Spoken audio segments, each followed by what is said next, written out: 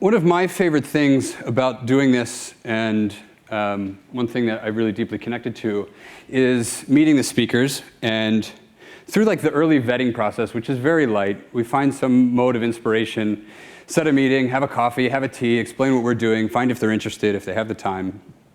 And I've had trouble putting words together for Bill Golderer, the next speaker, because there's times when you meet people and there's just like this pipeline between the two of you where very few words need to be said in the first 3 minutes and everything is just completely understood.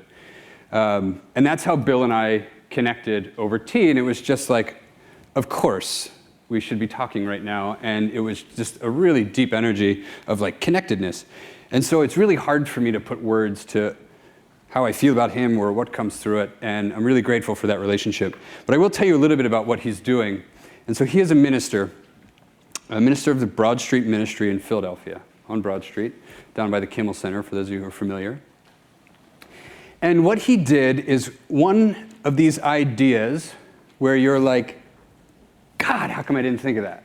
You gotta be kidding me. It's so obvious, it's so right in front of you, it's so in your face, you encounter it every single day, and there's a population of people that never get to experience this, and why don't they? And so he was faced in building this ministry of welcoming in the population, and he imagined this population of people to be the people sitting in his pews. And it didn't turn out that way. It turned out to be quite the opposite. There was quite a bit of homeless people in Philadelphia, and they were coming in because it's open. And so now his vision was shifted, and he had to face this population of people. And thinking through that, what do they need? And distilling it down to nourishment and food. And so providing services to this population of people who are coming through. And food is the first choice, right? The first thing you go to. And what that led into, he'll go into more depth of how many layers and webs that created. But what he did was open a soup kitchen. And doesn't that make sense? And you picture it in your head, and there's a line, and there's trays, and there's soup, and there's a ladle, and people moving through. And he said, I'm not gonna do that. So he called the hotel down the street, got big round tables, brought them in, put tablecloths on, got a maitre d' at the door, hired waiters from the local area, had a 3-course menu with choices, welcomed in the population, greeted them, treated them with dignity, welcomed them in truly, sat them down, and through proper service, delivered hospitality. When it could have easily been done the other way and perfectly acceptable to be done the other way. And it's one of those things that now you know it exists, it's no longer acceptable to not step up and try and do it better and provide dignity along with nourishment. And he's just an amazing man, and what they are doing in Philadelphia to do that and what that's grown into to now providing services. So you have waiters, great, but what they need is clinicians. They need therapists. They need doctors. And so now they're all a part of this ecosystem of serving food, providing care and checking in on medication and checking in on status. And are people getting sleep? Are they getting care? Are they injured? And how hospitality and nurture and nourishment has branched out into an entire ecosystem of care for the homeless population in Philadelphia, and how the restaurant community has supported that is really incredible. So at lunch, he is certainly one person that you should just shake his hand, because while I feel very fortunate to have that pipeline or that conduit between us, I know I'm not the only one, because he's just one of those people that instantly sinks into you. So please welcome Bill Golderer from Broad Street Ministry to the stage.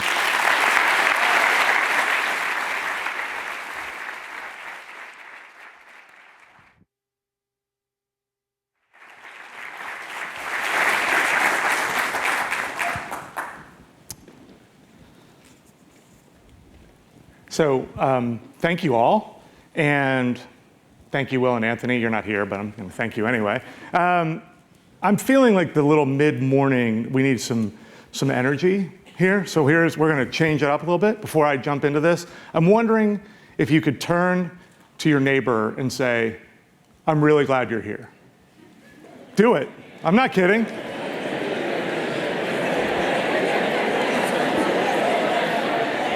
Nice. You do it. Just kidding. All right, that's enough. So let me tell you a little bit about Broad Street Ministry. I'm your neighbor from just down the turnpike in Philadelphia.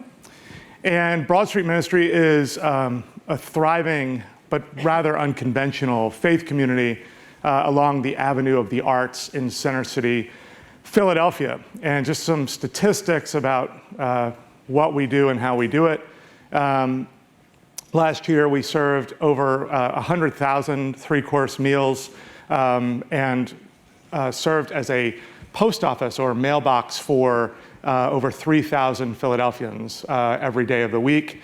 And in addition to meals and services, we provide kind of a one-stop shopping model where people are able to access supportive services that they need but have a hard time accessing, all under one roof. Legal assistance, healthcare, all of those things. Rather than making people walk all over the city, we offer it under one roof. Now, that's pretty straightforward, but part of what I want to talk to you about is that's not really the point at all. And the point is something that we stumbled into. I feel, in keeping with today's theme, that we are definitely in the right place, doing the right thing, but we took a lot of wrong turns in order to get there, as is often the case. So what I want to talk to you about today is what I have experienced in my own life, and I know all of you have experienced, which is the power, the transformational power of extending invitations. Let me tell you that I'm hoping to give you a sense through three very important stories, they're brief, about how I came to this understanding about how invitations can change your life, the world around you, and really impact society. The first element in this story has to do with how I came to be part of Broad Street Ministry, which is, it was a dormant church building. It had been closed in downtown Philadelphia for 20 years.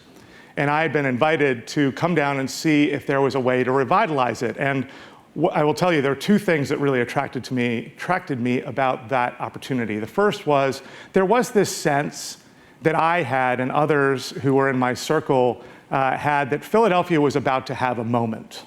You just kind of got this sense that there was going to be a moment that was fueled by tech and food and art. And here's this building in the middle of the Avenue of the Arts, and it's closed. And I always look for opportunities where you can't get worse than closed. So that's I could do something better than closed, I think. The other thing that attracted me was I wasn't following someone else's kind of program, because there are lots of well-deserved reasons why people don't care for expressions of organized religion, stodgy, judgmental.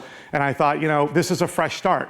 We could be woven into a very dynamic fabric of an emerging city, really exciting downtown. And we had all these dreams, the community that was going to put this together, about how we could be hip rather than hypocritical and hospitable rather than judgmental, right? And that was the goal. And so we began, and there was a lot of preparation that went into how do we message very carefully who we intend to be and how we intend to sort of integrate ourselves into the life of this great city. So I want to tell you first the story of our opening day, where there was just a lot of effort put into music, and I'm a preacher, so I write a sermon for kind of an opening service. I spent a lot of time working on this and crafting it to just hit the right messages so that people might, give this new community a chance. And to my surprise and to my delight, people showed up on the first day, and they were packed. And so I went downstairs and to welcome people as they came in, and I was really feeling excited until one guy walked through who caught my eye. His name is Duane.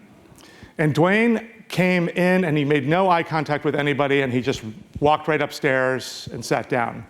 The service starts, it's like crazy, crushing, loud music, really fun. And then it kind of gets quiet because I'm used to, it's like golf. Like I don't want people yelling in the middle of my sermon. It's like quiet and I'm ready to do my thing. And I'm like ready. And then I hear something in the back, and it's Duane.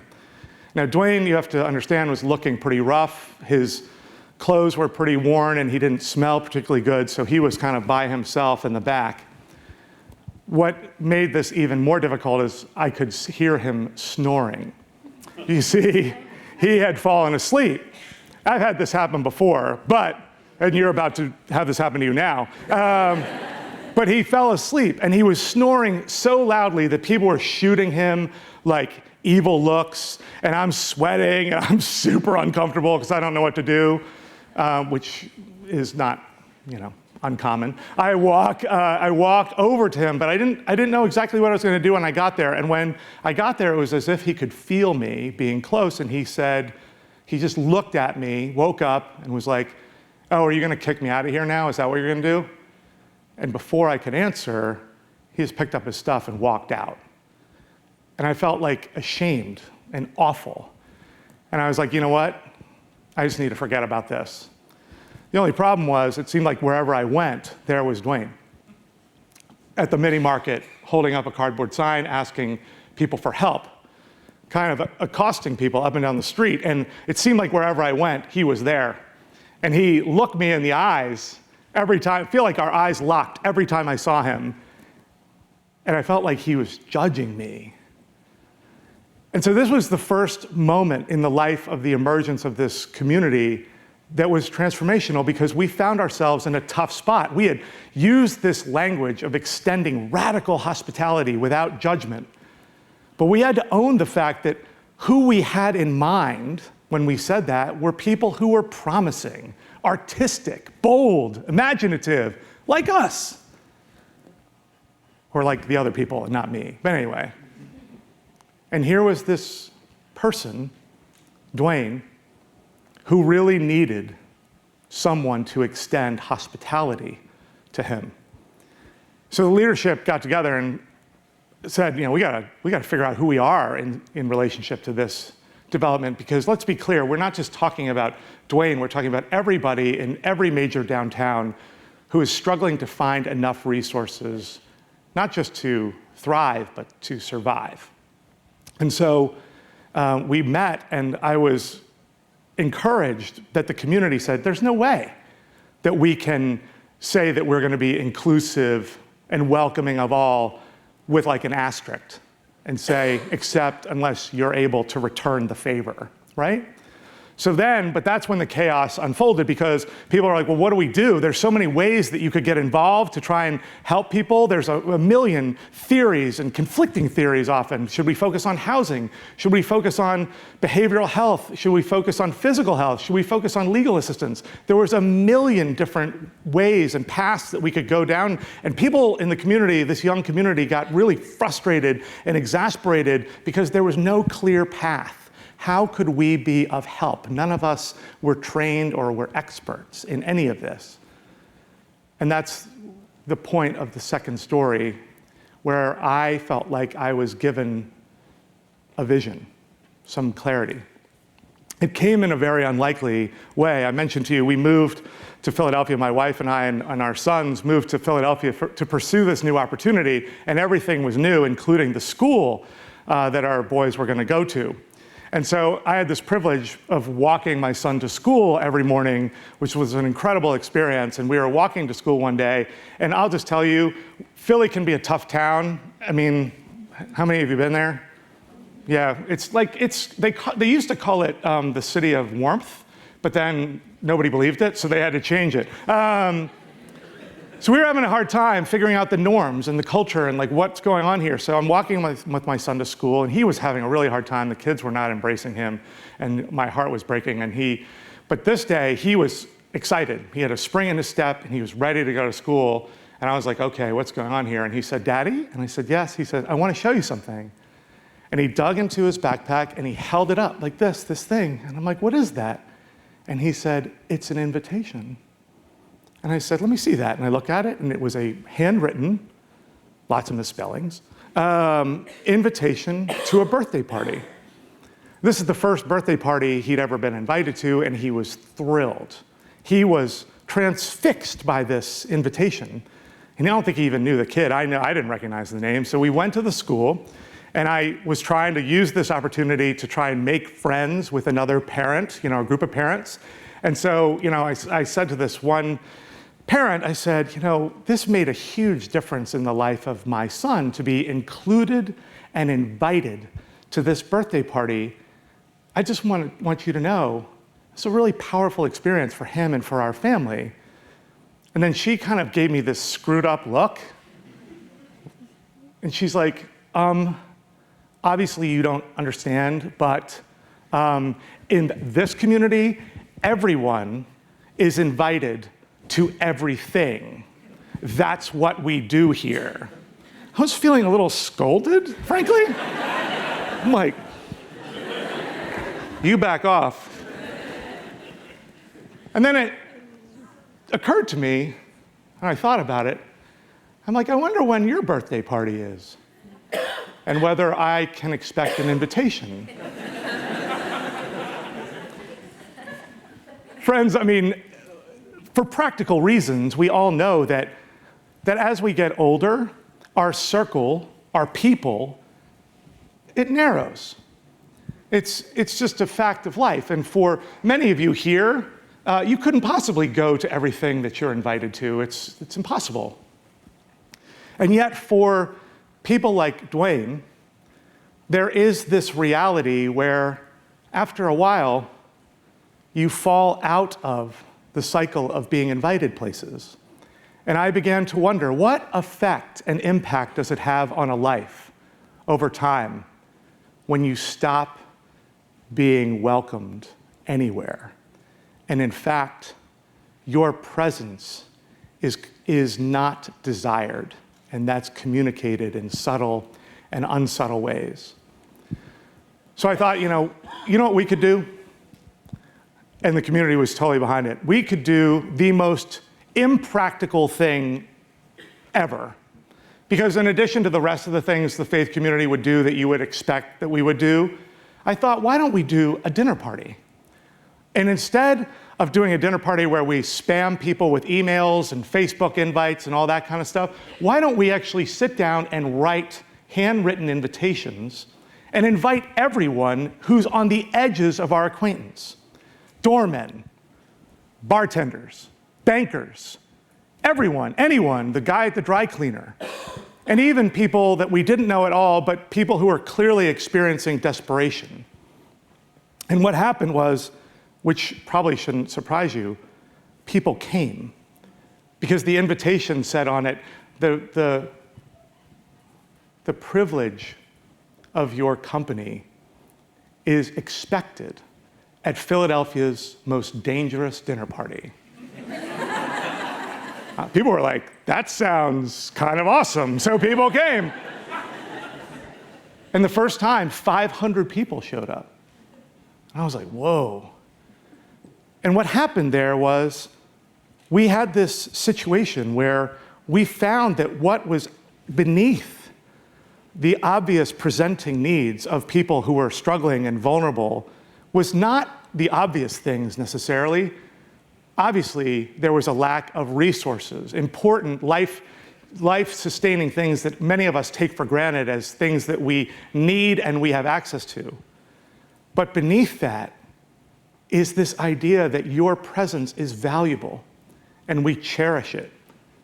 So these dinner parties, Philadelphia's most dangerous dinner party, became a monthly affair, and then a weekly affair, and now it's a daily affair.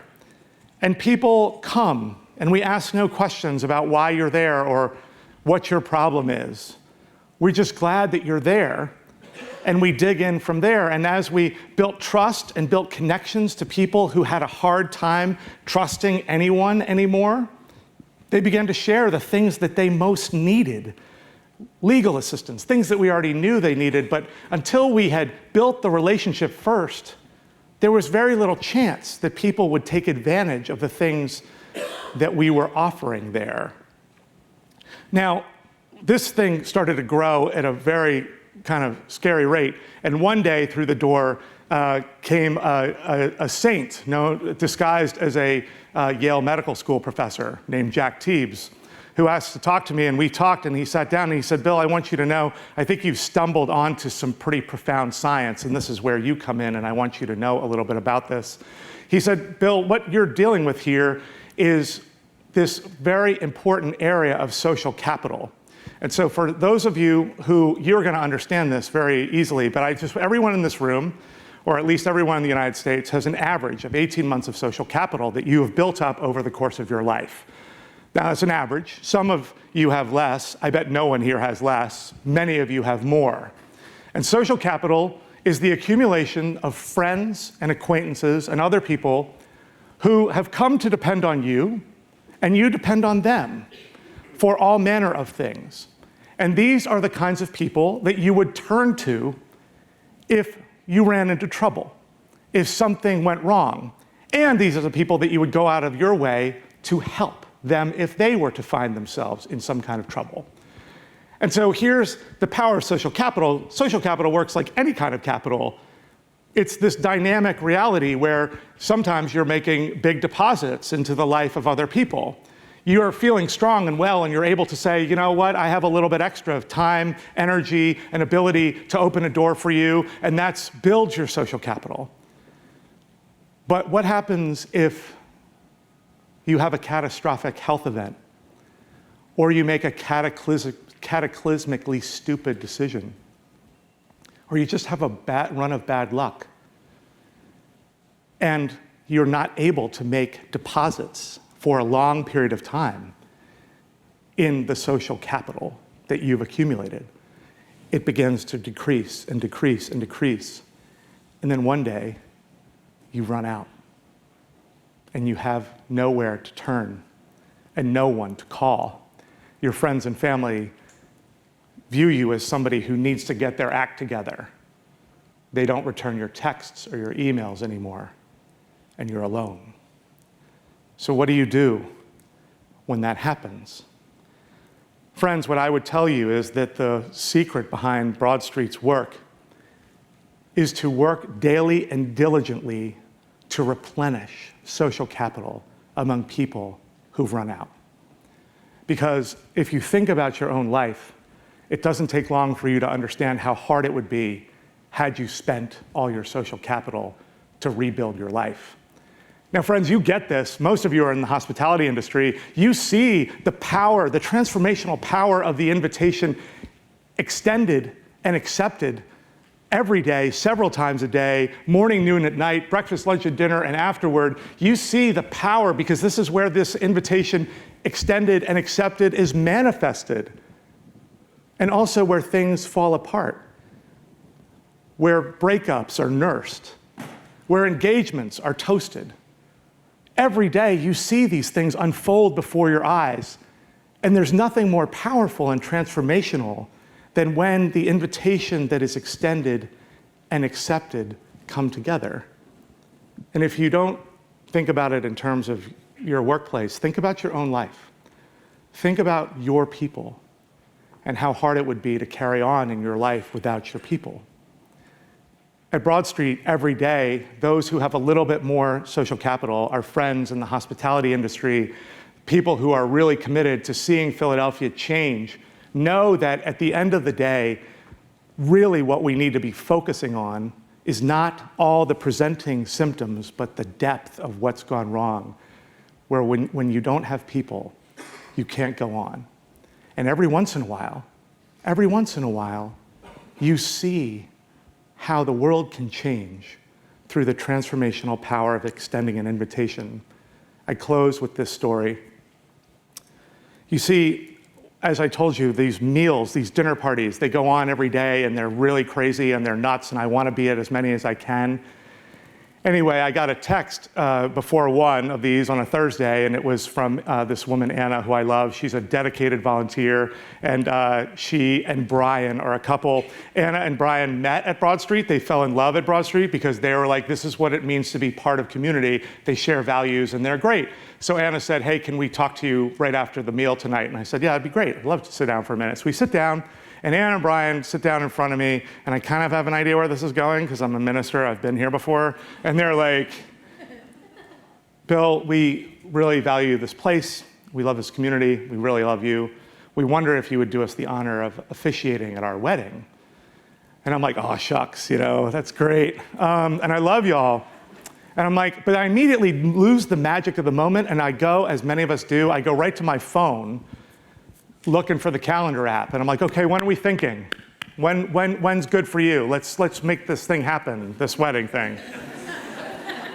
So I'm looking at my phone, and Anna's like, Bill, hello. We want to know if we can get married, like, Saturday. I'm like, Saturday? Like 2 days from now? Because I've been so co-opted by, like, the wedding industrial complex. We got months to prepare and stuff to do. Saturday, that's ridiculous. And she said to me, look, Bill, we figured you'd say yes because you're a yes guy. You say yes. And we've already talked to our family and friends, and everyone who can be here is going to be here. But we thought it would be powerful if we had the regular dinner party where everyone and anyone who wants to be there could be a part of our wedding ceremony, and it would just break out in the middle of everything. How's that vision sound? And I'm like, these people sound like hippies to me. I don't know. I wouldn't want to do that. But anyway, I said, that's fine. So I show up. I even put a collar on. But I'm like, I don't know how this is going to go. And I get there on Saturday, and there is Brian, hipster, shaved, tie, looking like $1 million. And Anna, I'm like, uh-oh, he stood up. Where's Anna? She's nowhere around. She's in the back in her abuela, her grandmother's wedding dress. And in the middle of the meal, I just raise my hand and I say, friends, today, Brian and Anna will be wed to each other. Let's gather around. And people gathered around them and surrounded them. And it was the most powerful wedding I've ever been a part of, frankly. But it was made more powerful after the ceremony was over. And people were eating cake and congratulating them. And I kind of looked at a person who was kind of hanging back over here on the side. And it was Duane. So I went over to him. I'm like, yo, bro, are you cool? Is everything all right? He said, yeah, I actually would like to talk to the bride, but I don't want to bother her. And I'm like, man, it's fine. Let's just go over together. We'll talk to her together. So we walk over together, and Duane says to Anna, thank you so much for inviting me to your wedding. For reasons I well understand, my own daughter did not invite me to her wedding. I've made a mess of my life. I just know you and your husband will be very happy together. You have my best wishes. Friends, as you leave this place, I invite you to do 2 things. Call and text your people and tell them they're your people, and you love them and you'd be lost without them. And the next thing I'd like you to do is consider whether or not you have more room in your life for people who need people like you. Thank you very much.